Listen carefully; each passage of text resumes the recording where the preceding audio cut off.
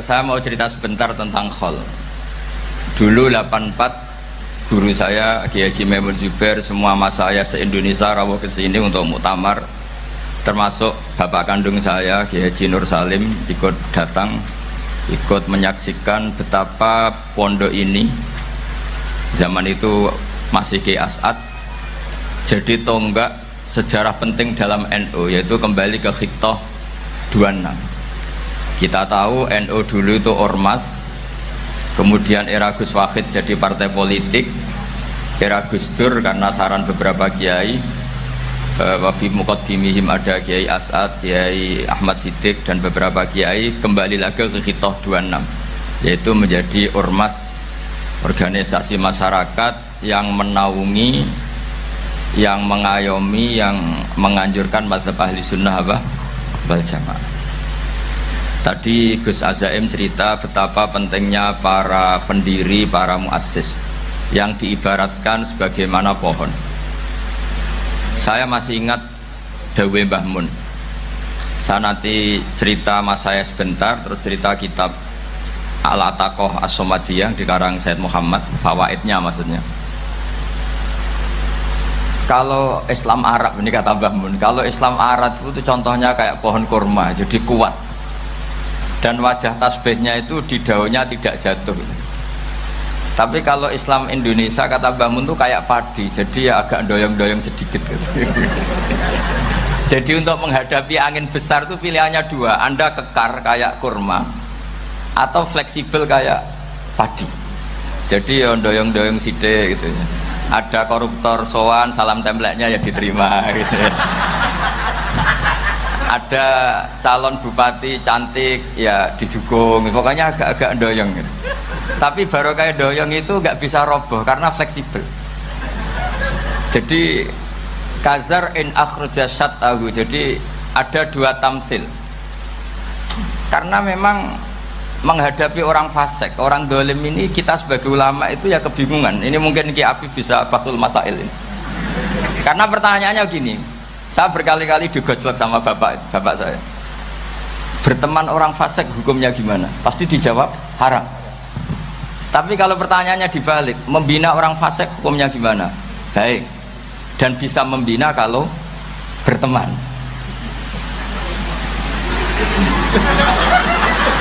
Makanya Gus Azaim pernah bikin seni deh, muktamar seni. Anggap saja madhabnya seperti itu gitu. Jadi ya agak doyong-doyong sedikit. Masa ketop berteman orang yang macam-macam, tapi itu fleksibel. Nyatanya tetap soleh sampai sekarang gitu. Itu berarti itu ya gitu kata Mbah Mun itu. Jadi untuk menahan angin yang besar pilihannya hanya dua. Anda kokoh kayak pohon kurma atau fleksibel kayak padi. Nah, Islam Indonesia kata Mbah Mun itu pari wae katanya, padi. Jadi ungkapan-ungkapan para mas saya ini penting karena khazanah yang saya baca. Saya berkali-kali cerita ini dalam kitab Khilyatul Auliya. Itu Abu Nu'aim Al-Asfihani cerita tentang riwayat Sufyan bin Uyainah. Ini gurunya Imam Syafi'i. Itu setiap kali Nabi Isa dan Yahya, ini dua nabi yang sepurun, sama-sama masih muda. Nabi Yahya itu senengannya dolan ke orang-orang soleh, menyambangi orang-orang soleh. Tentu itu bagus. Tapi kalau Nabi Isa ini suka menyambangi orang-orang yang fasik, orang-orang yang nggak jelas. Ketika dua beliau ini ketemu, tentu yang perlu jawaban Nabi Isa karena kontroversi, berteman sama orang-orang yang nggak jelas. Kata beliau, innama ana tabibun udawil mardo. Seorang kiai, seorang nabi, orang yang baik itu ibarat dokter. Di mana-mana dokter tuh ngobati orang yang apa? Sakit. Kalau Anda dokter dan peneliti satu penyakit, pasti cari daerah yang banyak pandeminya. Masa neliti pandemi di orang-orang yang apa? Sehat. Jadi ini juga perlu dibahsul masailkan. Karena tadi dibolak-balik itu. Bina orang berteman orang fasik hukumnya haram. Karena wa in kana dzarrin fajanibhu sur'atan. Tapi kalau bina orang fasik hukumnya baik. Bisa bina kalau berteman. Jadi fikih itu ya karek diwolak-walik. Makanya sholat juga gitu, sholat yang tumak nina yang lama itu ya bagus. Masa jagongan mbek pangeran nggak asik, jagongan sama teman aja asik, masa jagongan sama pangeran tidak apa asik. Tapi kalau Ibnu Abbas sholat tuh cepet. Ketika ditanya kenapa kalau anda sholat cepet, setan baru tata-tata mau goda saya sudah selesai kata. Karena setan itu ya jaga jaim tuh, jaga image. Jadi kalau mau goda orang itu ya surinan dulu, macak-macak dulu. Ternyata mau ke situ sholatnya sudah selesai. Lah kebetulan mazhab saya itu yang kedua itu gitu. Jadi kalau Gus Azaim itu sholat lama sekali. Itu ada mazhab tandingan, yaitu mazhab saya. Itu karena ini sepuh saya, meskipun top beliau tapi sepuh saya. Saya sudah 50, beliau baru 40. Ini berarti baru memulai kiai. Kalau pakai umur nubuah ini baru memulai. Jadi mazhab itu penting. Jadi pembanding itu harus diutarakan. Sehingga dalam fikih manapun itu sebuah mazhab itu harus diuji itu lewat pembanding. Dulu itu setiap debat fikih antar ulama itu mesti nggak ada yang menang. Misalnya saya kiai kelihatan miskin itu ya baik supaya santri-santri yang miskin itu punya teman gitu. Karena rata-rata santri itu miskin, nah dikancani kiai kan seneng gitu. Tapi problemnya kiai yang miskin itu ya nggak bisa nolong santri karena dia sendiri apa miskin. Makanya dulu Imam Syafi'i itu pengagum orang miskin.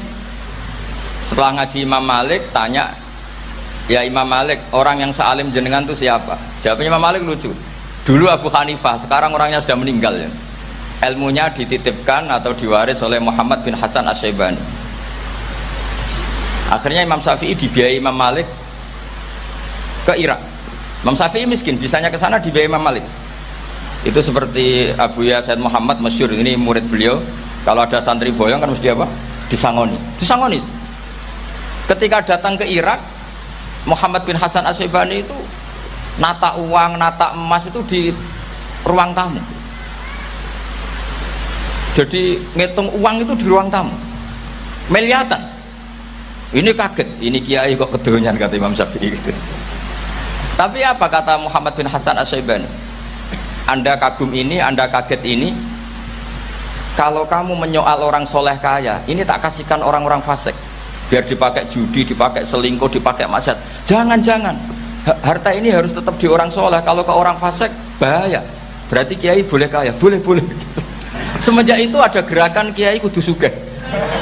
Ya ada yang kesampaian, ada yang enggak gitu aja. Tapi karena kalau pakai logika fikih, harta itu fitnah. Oke, seakan-akan harta itu masalah. Tapi kalau ini dikuasai orang dolim, maka masalah besar. Jika orang-orang soleh ini harus juga menguasai harta. Nah, terus lama-lama dikiaskan kekuasaan. Kalau yang kuasain orang fasik, orang tidak sholat ribet. Akhirnya kiai terus dukung, ya akhirnya ikut politik tadi. Nak menawa bupatinya kena diatur gitu. Diatur kon sholat, orang yang sesi proposal, maksudnya diatur keng sholat maksudnya. Ini cerita-cerita apa logika fikih. Makanya saya sering ngaji kitab-kitab itu, diantara yang saya suka adalah ada dialog besar yang terjadi di antara orang-orang pilihan, termasuk bahkan di antara para nabi dan Tuhan. Jadi unik, Allah sendiri kadang mengajari kecerdasan para nabi itu ya lewat dialog. Masyhur itu, Nabi Ibrahim itu punya ruang khusus untuk sholat dan tidak boleh siapapun masuk situ. Tahu-tahu ada yang sudah di situ. Beliau membuka, kaget. Siapa memberi izin ke kamu yang punya rumah ini? Saya yang punya rumah dan saya tidak memberi izin kamu. Yang memberi izin saya itu yang punya saya, kamu dan rumah ini. Yaitu Allah Ta'ala katanya. Wah berarti kamu malaikat dong? Iya saya malaikat Israel. Disuruh nyabut nyawa kamu kan? Ya agak sopan karena nggak pernah mondok di Salafiyah gitu, namanya malaikat Israel itu. Itu akhirnya Nabi Ibrahim bilang, wah itu keliru, Anda pasti keliru. Hal ra'aita habiban yumitu habibah, hal ra'aita khalilan yumitu khalilah. saya ini Khalilur Rahman, saya ini kekasih Allah, masa ada kekasih bunuh yang dikasih? Itu Israel akhirnya ngaji, masuk akal juga. Ternyata perintah ini mungkin hoax ya, pokoknya dia terus mikir akhirnya. Iya ya, masa ini kekasih Allah kemudian oleh Allah dibunuh, dimatikan. Terbanglah Israel, matur lagi, ya Allah, kata Ibrahim, hal ra'aita khalilan yumitu khalilah.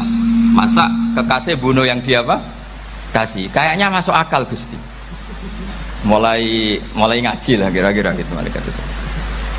Akhirnya oleh Allah dijawab, ya sudah begini, kamu datang ke Ibrahim bilang, hal ra'aita habiban yakrahu ayyalqa habibah. Masa kekasih tidak siap ketemu yang dikasih. Nah, jadi akhirnya Nabi Ibrahim, Israel datang lagi. Logikanya sekarang nggak gitu, begini katanya, diajarin. Hal ra'aita habiban yakrahu ayyalqa habibah. Masa kekasih tidak siap ketemu yang dikasih. Terus kata Ibrahim, oke, ya terus mau meninggal. Jadi kalau jenengan cinta betul sama Allah ya harus, ya tidak usah, jangan sekarang. Tapi kalau mati di rumah aja, kalau di pondok ngerepotnya kiainya nanti itu. Tapi nanti setelah punya cucu banyak lah. Nah, barokahnya baca ini, dialog-dialog orang pilihan ini akan tersibak. Karena tidak dalam semua kebaikan itu nggak ada logikanya, rata-rata ada logikanya. Misalnya begini, kalau Anda orang soleh, kemudian anak Anda pamit mau sekolah di Jerman, pilihan Anda mengizinkan apa enggak? Karena potensi jadi fasik ya tinggi, karena di tempat-tempat maksiat. Potensi berdakwah dari daerah yang untuk daerah yang tidak ada dai-nya menjadi ada. Itu mesti ulama itu berdebat. Misalnya punya anak pamit mau kembali atau keluarga. Yang satu cara berpikir optimis. Awal ada dai di beberapa negara Eropa itu ya barokahnya imigran, pekerja, mahasiswa. Dan semua itu bumi Allah, harus ada tasbih, harus ada tahmid. Dan itu harus dimulai dari kemauan atau mengizinkan anak asuh kita ke sana. Tapi di sisi yang lain potensi jadi fasik itu tinggi sekali. Pemana iman pas-pasan. Nah, hal-hal seperti ini itu pasti jadi perdebatan. Dan kita harus menjawab. Dan tadi kayaknya di semua Basul Masail Pondok Salafiyah jawabnya pede semua, nggak ada ragu, nggak ada khilaf. Baguslah kalau pede. Meskipun nanti mungkin ada ulama lain yang cara berpikir apa? Berbeda. Sehingga ini saya cerita ya. Sehingga di kitab-kitab fikih, misalnya saya kok hidup di Bali sudah punya komunitas ngaji. Itu kok saya pindah ke Sukorejo sini. Banyak ulama yang mengatakan haram. Karena membiarkan bumi Allah yang sudah pernah ada orang yang sujud kemudian ditinggalkan kosong dan kemudian dikuasai orang yang tidak sujud. Jadi dianggap itu pembiaran. Jadi banyak di kitab Qalyubi, sarahnya Mahalli, jika ada seorang muslim yang hidup di negara orang kafir, dia nyaman, tidak dapat teror, itu nggak boleh lagi pindah ke negara Islam yang sehat. Karena takutnya li Allah yastau lial kafir tilkal buk'ah, supaya bumi itu tidak dikuasai orang kafir. Jadi ini hal-hal yang para fuqaha itu harus berdebat. Karena ini masalah-masalah furu'iyah. Sehingga mulai dulu ya banyak ulama yang nyun sewu berpolitik, mulai Wali Songo sampai sekarang alhamdulillah yang minat banyak. Mungkin bedanya ikhlas sama tidaknya. Tapi kalau saya pernah dikeluhin utusan dari ya komunitas Islam Indonesia itu dulu itu ceritanya banyak yang dari Kamboja. Dari kalau dulu orang cerita itu orang Cempa. Itu setelah di Indonesia besar Wali Songo dan Brawijaya 5 itu sudah mulai oleng, itu singkat cerita mereka berpikir ingin bikin kerajaan apa? Islam di Demak Mintoro dengan raja pertama yaitu Raden Fatah, karena Raden Fatah ini putra Brawijaya. Padahal setelah jadi kerajaan ini era cucu sudah konflik, berebut kekuasaan. Akhirnya sampai jadi Jipang, jadi Jogja, jadi Solo dan seterusnya. Tapi kata Mbah Mun itu tetap barokah kata. Karena orang Islam terus terbiasa mimpin. Sekeliru-keliru sidik, sebagai orang Islam biasa mimpin. Sehingga zaman Mbah Hashim ya sudah mimpin Masumi, zaman Ki As'ad pengaruhnya besar, sampai sekarang Kiai-Kiai pengaruhnya besar. Nah barokahnya Kiai-Kiai pengaruh besar ini sampai moral jadi ukuran. Misalnya sekarang ada calon bupati kok nggak sholat itu pasti kalah. Jadi sholat itu jadi tolok ukur untuk calon apa? Bupati. Meskipun mungkin punya efek pura-pura sholat, tapi nggak apa-apa lah. Sementing moral ini jadi ukuran. Sementara yang di Thailand, di Patani, itu karena dulu pelajarannya tasawuf, itu orang nggak ambisi mimpin dunia, tahu-tahu dipimpin, dan akhirnya nyuwun sewu ya saake Islam-Islam yang dulu terlalu tasawuf karena nggak punya pengalaman memimpin, akhirnya lazimnya konsekuensinya hanya dipimpin. Tapi Islam Indonesia beda, karena kulino mimpin itu akhirnya dari orang Islam biasa menjadi Islam yang sholat sampai Islam yang bisa ngaji itu bisa mimpin negara. Tentu yang paling populer dimulai Gus Dur. Jadi ini sesuatu yang barokahnya istihad para kiai, sementing Islam kulino mimpin. Jika di Indonesia itu barokahnya itu, kebaikan itu jadi tolok ukur. Ada orang kok terkenal koruptor atau terkenal nyuwun sewu selingkuh atau terkenal apa, itu pasti tidak jadi. Karena moral itu menjadi tolok ukur. Dan itu adalah politik para kiai. Jadi ini saya cerita, dan itu negara juga akhirnya untung karena seleksi agama sama negara itu sama-sama kiai ya bilang negara harus dipimpin orang soleh, negara juga bilang seperti itu. Nah, ketokohan-ketokohan para beliau-beliau ini yang maulah bekerja sama dengan umarok. Kita tahu dulu Pak Harto ya rawuh ke sini ketika Muktamar 84, rawuh ke Ki As'ad, ketika mau kembali ke Khittah juga dirembuk oleh ulama dan umarok. Dan akhirnya ini menjadi negara yang alhamdulillah semoga selalu menuju baldatun thayyibatu wa rabbun ghafur. Nah, kemudian di sini saya tabarruk dengan Said Muhammad, gurunya Kiai Haji Azaim. Saya mau cerita tentang amaliyah tadi. Saya sebetulnya nggak niat bacakan bab itu, gara-gara ada khataman jumlahnya banyak saya jadi pusing. Ini panitianya tanya, khatam betul apa enggak? Iya Gus, khatam betul. Tapi kayaknya saya tidak yakin itu. Karena saya ini kan dari pondok tahfidz itu. Biasanya anak khataman itu ya rodok bodoni itu loh. Dibaca buanter sing nyemak yang mendelok pojok etok. Mergo kebanteren. Nah, akhirnya lafat-lafat yang di tengah itu enggak di apa? Baca. Tapi ya semoga dimaafkan Allah lah. Yang jelas itu enggak. Tapi saya mau cerita ya. Jadi cara berpikir Said Muhammad ini nanti juga saya teruskan di Ma'had Ali. Ini saya baca ya. Di antara yang diyakini madhab Malikiyah, ini saya baca saja teksnya. Jadi ada riwayat namanya, kalau Said Muhammad bahasakan itu Ataqoh Somadiyah. Kalau di Indonesia kadang orang bilang Al-Ataqoh Al-Kubro, yaitu dengan membaca surat Ikhlas. Di sini jumlahnya hanya 100 kali, Kila 1000 kali. Tadi berapa semua? 700 juta ini sudah susuk banyak ini.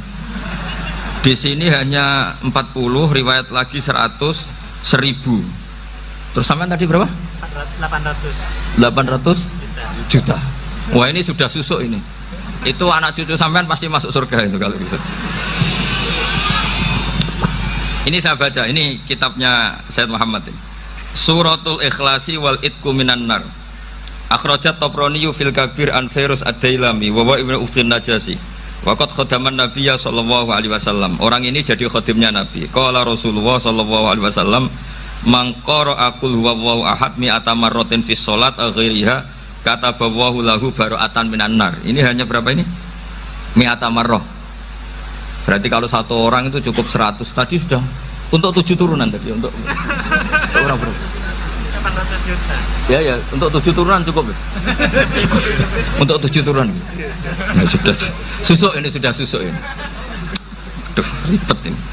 Nah, ini tak cari pembenarannya, ini supaya keren. Ini di halaman 188 Abwabul Farad.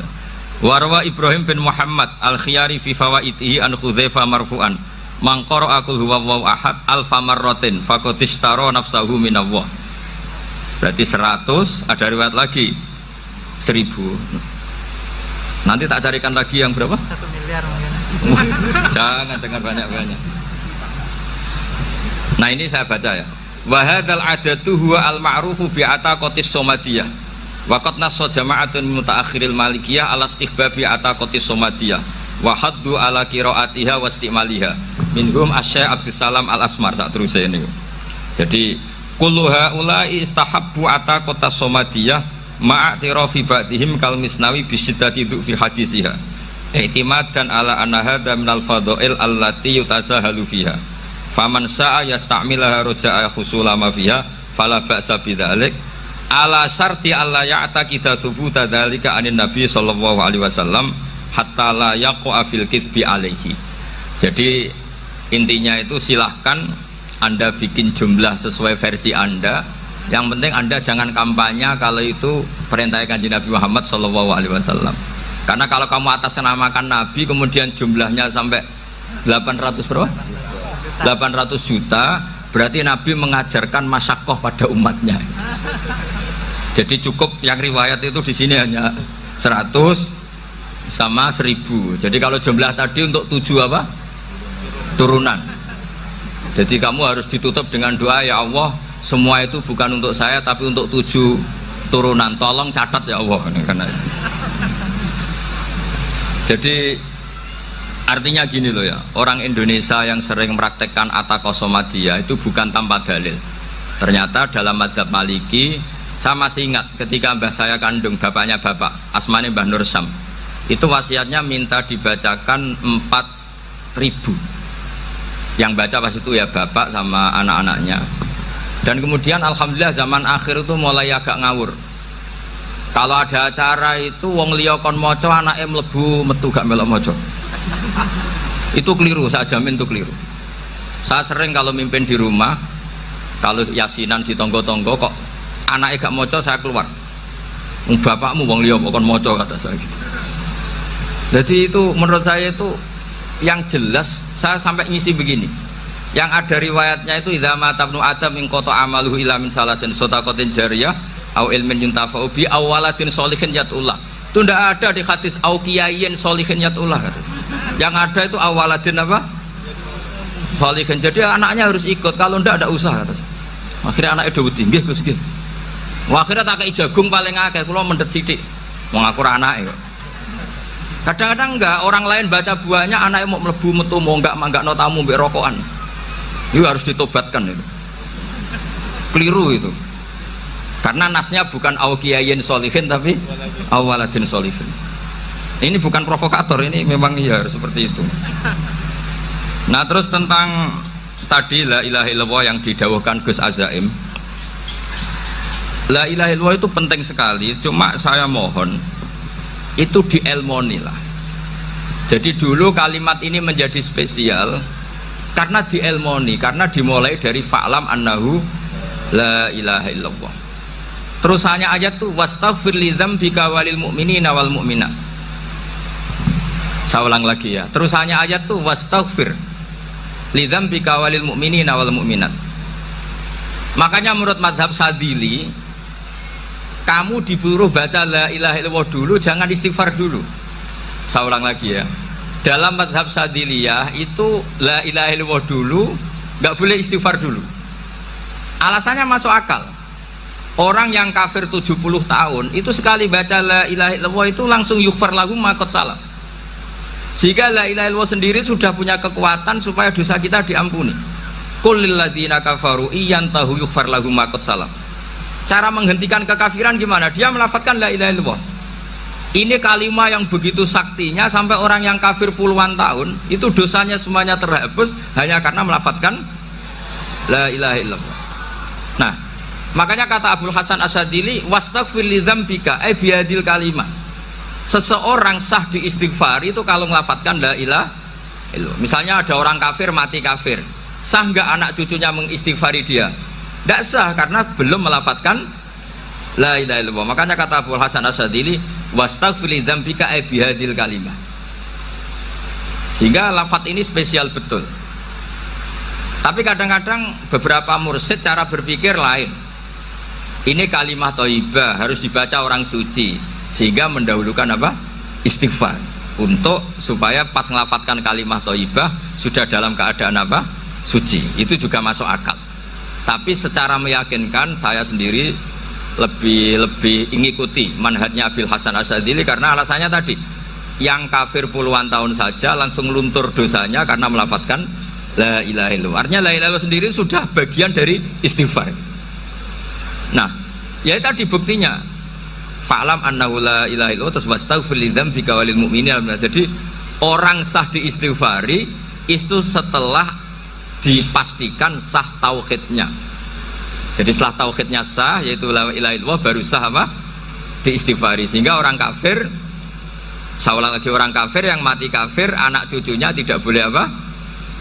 Tidak boleh menistighfari. Terus saran saya kedua, la ilaha illallah itu filosofinya itu nafyun li uluhiyati ghairillah wa isbatun li uluhiyatillah wahdah. Filosofi la ilaha illallah itu gimana? Menafikan semua selain Allah itu tidak Tuhan dan hanya menuhankan Allah semata. Nah itu caranya gimana? Caranya kita harus terbiasa ini, karena tadi saya dibilangin panitia ini rata-rata mustameknya atau mustamiatnya ini santri. Caranya gimana? Dilatih pakai logika. Saya berkali-kali cerita kalau ngaji, saya sekaligus kampanye. Allah itu Tuhan yang begitu fair. Untuk menjadi Tuhan Allah mempersilahkan, ada kualifikasi Tuhan. Jadi boleh dikompetisikan, itu boleh kata Allah. Nggak apa-apa kamu ngaku Tuhan gitu kata Allah. Tapi nak ngaku pangeran itu paling enggak ya direputasi lah, ada verifikasinya lah. Dimulai dari apa? Ya kalau jadi Tuhan itu setidaknya bikin langit bumi lah, aturannya gitu. Jadi kalau daftar bupati ya daftarlah ke KPU. Masa tahu-tahu jadi apa? Tuhan kemudian tidak punya prestasi bikin langit bumi. Sehingga Allah itu cara ngendikan itu ya fair. Qul ara'aytum ma tad'una min dunillah aruni madza khalaqu minal ardi am lahum syirkun fis samawat. Coba yang kamu tuhankan selain saya, prestasinya apa? Ketika saya bikin bumi itu apa ikut bikin? Terus am lahum syirkun fis samawat. Kalau bikin langit, kalau nggak bisa ya urun lah gitu. Urun semen apa urun bego, pokoknya urun lah gitu. Urun ora, gawe bumi ora, ngerti-ngerti ngaku dadi pangeran. Kul hatu burhanakum. Jadi ya kan ya lucu kan, misalnya syarat kiai di Salafiyah kan keluarga Kiai As'ad, cucunya ngaji ngalim. Orang keluarga Kiai As'ad tuh aku kiai utama di Salafiyah. Oh mesti di penjara ya. Lah yo gak gawe langit bumi, gak ada prestasi terus ngaku sebagai apa? Tuhan. Sehingga fair. Makanya saya berkali-kali cerita. Jubair bin Mut'im itu punya anak namanya Muhammad. Ini sudah orang alim, Muhammad bin Jubair bin Mut'im. Itu cerita awala Islami Abi. Mut'im itu orang pinter sekali. Saking pinternya dia jadi delegasinya orang Quraisy datang ke Rasulullah sebagai negosiator untuk membebaskan Asra Badrin, tawanan perang apa? Badar. Yang namanya disuruh itu pasti orang pinter. Tapi apa yang terjadi ketika nginep di masjid, karena zaman itu gak ada hotel, nanti jadi geger. Orang musyrik nginep di masjid hukumnya gimana? Pasul masail tok. Zaman itu mau tidak mau. Kalau sekarang kan ada hotel, kiai juga punya wisma. Apa yang terjadi? Orang ini cerdas sekali. Dan delalah Nabi pas sholat maghrib itu baca wattur wa kitabim mastur sampai am khalaqus samawati wal ard. Ya kalau kamu jadi Tuhan ya setidaknya menciptakan langit bumi lah. Namanya jadi Tuhan ya ada persyaratan kan? Paling tidak punya reputasi menciptakan langit bumi. Atau kalau jadi Tuhan setidaknya reputasinya itu enggak diciptakan yang lain. Am khuliqu min ghairi syai'in. Ini jadi Tuhan kok punya bapak, punya ibu. Ini jadi Tuhan kok lahirnya di bumi, ada tanggal lahirnya, ada tahun. Masa jadi Tuhan kok dulu buminya? Pokoknya walhasil tuh. Akhirnya Nabi ketika salam sholat maghrib, dia datang, ya Rasulullah, akalku habis oleh ayat yang barusan kau baca. Sudah saya Islam saja. Argumentasi selain Allah Tuhan itu batal. Itu, nah saya mohon santri-santri Salafiyah itu baca Quran sampai seperti itu. Jadi jangan hanya khataman banyak-banyakan maksudnya. Ini bukan nyindir, ini ngamuk ini. Jadi ya khatamannya tadilah 1000 atau berapa lah, jangan banyak-banyak. Juga kasihan malaikat yang nyatet kan. Wong baru subhanallah alhamdulillah aja di teks hadisnya abad al malaikah kan ditete. Itu baru subhanallah alhamdulillah itu sudah mencapaikan malaikat.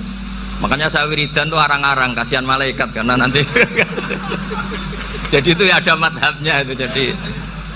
Jadi kalau Gus Azaim sholat lama tak saingi sholat cepet tuh sama-sama ada madhabnya. Yang cepet kayak saya tadi, setan pas tata-tata mau goda pas rukuk saya sudah itidal, mau goda itidal saya sudah sujud, pusing dia. Tapi jangan tiru, ini madhab yang agak-agak khusus lah, sudah cara orang Madura agak khilaf khusus. Khilaf ya, khilaf ini agak khilaf ini sudah. Tapi saya ingin lah, sampean kalau ngaji Quran itu dilatih berlogika. Jadi Allah itu fair, nggak apa-apa kalian ngaku Tuhan tuh nggak apa-apa, tapi tunjukkan prestasi kamu apa. Aruni madza khalaqu minal ardi am lahum syirkun fis samawati am khalaqus samawati wal ard. Diulang lagi, am khuliqu min ghairi syai'in. Setidaknya kalau jadi Tuhan itu ya nggak butuh yang lain lah. Masa jadi Tuhan kok wujudnya saja butuh orang lain, butuh bumi, eksistensinya butuh makan, butuh minum. Makanya Allah cara meniadakan uluhiyah selainnya itu Allah itu redaksinya itu mengena sekali. Yaitu tadi dengan cara-cara seperti itu. Sebagian ayat disebutkan ma asyattuhum khalqas samawati wal ardi wala khalqa anfusihim. Wong Tuhan kok nggak punya reputasi bikin langit, bikin bumi, bahkan untuk menciptakan diri saja nggak bisa. Ya sudahlah, kamu tidak usah ngaku Tuhan, nggak level kata tahu gitu. Akhirnya terus ditemukan Tuhan yang sejati, yaitu wal awwalu wal akhiru wal zahiru wal batin. Itu yang mut'im ini tadi termasuk orang yang sangat cerdas sekali. Padahal itu bacanya bukan pas basul masail, enggak. Nabi pas sholat maghrib, juga bukan pas ceramah, enggak. Tapi itu didengarkan. Makanya termasuk ini spesial untuk hormat saya kepada Ki As'ad. Makanya saya ini kalau mentasjek santri-santri ini agak sensitif, tapi sudah saya tidak perlu takut fitnah. Saya termasuk, kenapa saya ingin jadi ahli tafsir, tentu yang membentuk itu Mbah Maimun dan bapak saya. Bapak saya itu hafal Quran kayak hafal Fatihah, saking senengnya Quran.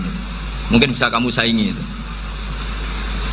Itu adalah orang kafir itu bisa paham Quran. Itu sangat menyinggung saya. Orang kafir itu bisa paham Quran. Ketika Umar Islam itu karena mendengar apa coba? Mendengar apa? Quran. Dan itu masih kafir apa sudah Islam? Masih kafir, karena kalimat-kalimat yang di Quran itu begitu jelas, wal kitabil mubin, sehingga didengarkan orang kafir pun tuh ngefek. Makanya ketika Umar datang ke saudari putrinya, kemudian dengar Toha ma anzalna alaikal Quran apa? Litasko, itu dia terus iman. Begitu juga Mut'im. Itu ketika dengar Nabi baca surat At-Tur ya langsung iman.